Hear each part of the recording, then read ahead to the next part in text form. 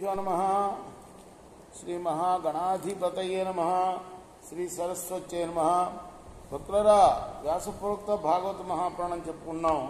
నేటి వరకు మనం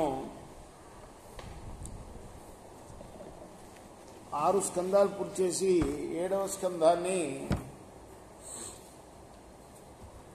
38 భాగాలుగా చెప్పుకున్నాం. ఈ రోజున 39వ భాగాన్ని చెప్పుకుందాం. చెప్పుకునే ముందు వ్యాసవారిని ప్రార్థన చేసుకుందాం. వ్యాసాయ విష్ణురూపాయ వ్యాసరూపాయ విష్ణవే నమో వై బ్రహ్మణదేవాశిష్టాయ నమో నమః. అంజనానందనం వీరంజానకీ శోకనాశనంగీసమక్షంతారం వందే లంకా భయంకరం. సదా నింబవృక్షస్య మూలాధివాసాత్ సుధాశ్రావిణం తిక్తమప్యప్రియంతం తరం కల్పవృక్షాధికం సాధయంతం నమామీశ్వరం సద్గురుం సాయినాథం. సమర్థద్గురు సాయినాథ్ మహారాజ్కి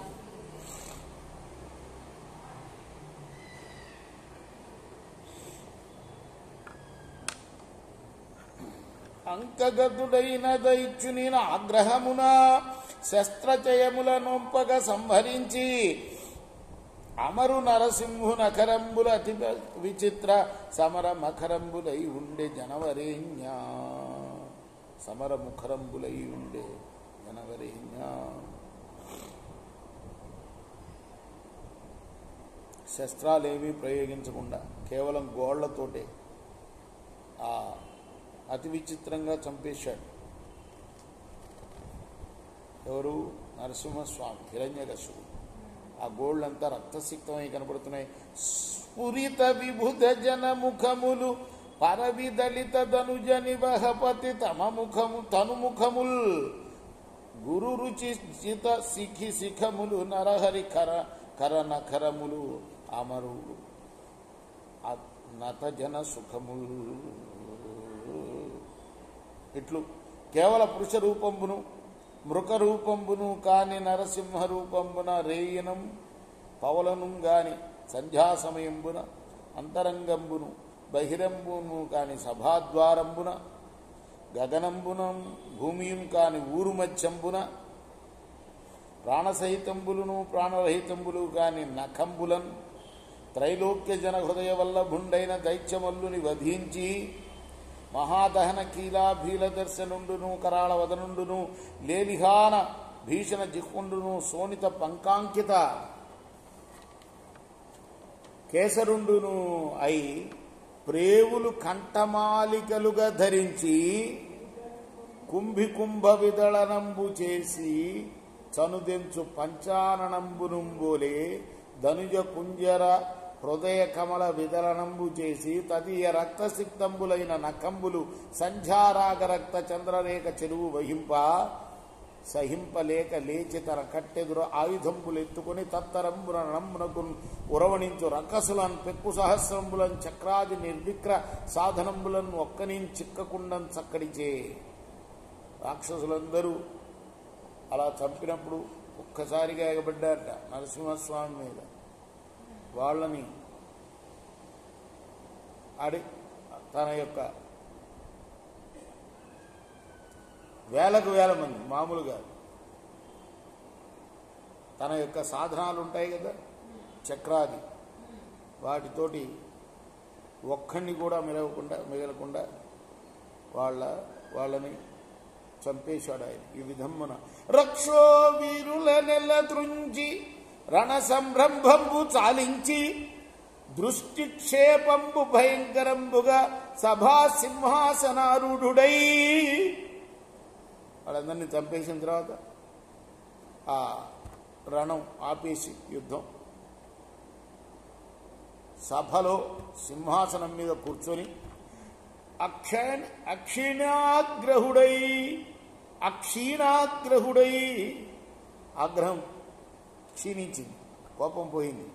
అక్షీణాగ్రహుడై ఆగ్రహం క్షీణించగా నృసింహుడు కరాళాస్యంబుతో నొప్పెదన్ వీక్షింపం పరికింపనోడి అమరులు విభ్రాంతులై డాగగన్ సురచారణ విద్యాధర గరుడోరగ యక్ష సిద్ధ గణములలో ఒక్కరుడైన డాయవరచురు నరహరి అయ్యవసరమున నరలోకేశ.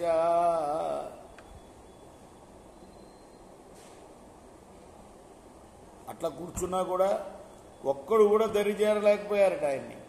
తర్షంబుల నారసింహుని హర్షంబుల తూచి నిర్జరాంగరలు మహోత్కర్షంబుల కుసుమంబుల వర్షంబులు కురిసి ఉత్సవంబుల నదిప. అయితే సురాంగనలు, నిర్జరులు అంటే దేవతలు నిర్జరులు అంటారు.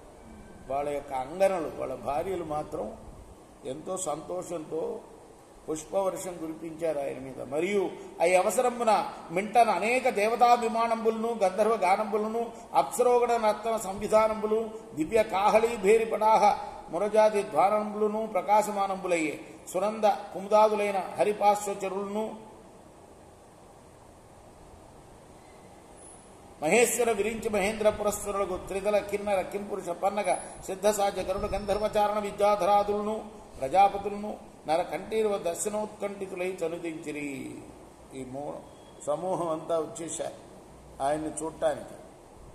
ఎవరాయన? అటు నరుడు కాదు, సింహం కాదు, నారసింహాన్ని. బ్రహ్మాది దేవతలు నృసింహమూర్తిని ఇక స్తుతించడం మొదలుపెట్టారు.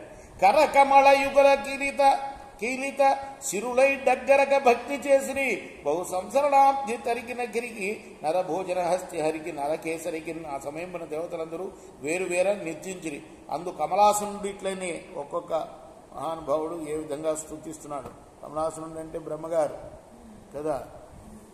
ఆయన అంటున్నాడు, ఘనలీలా గుణ చాతురిన్ భువనముల్ కల్పించి రక్షించి భేదనము చేయు దురంతర శక్తికి అనంత జ్యోతికి చిత్ర వీర్యునికి నిత్య పవిత్ర కర్మునికి నే ఉత్కంఠతో అవ్యయాత్మనికి వందనమాచరించద కృపా ముఖ్య ప్రసాదార్థినై. ఇక రుద్రుడు అంటున్నాడు, రుద్రుడు కూడా స్తుతిస్తున్నాడు.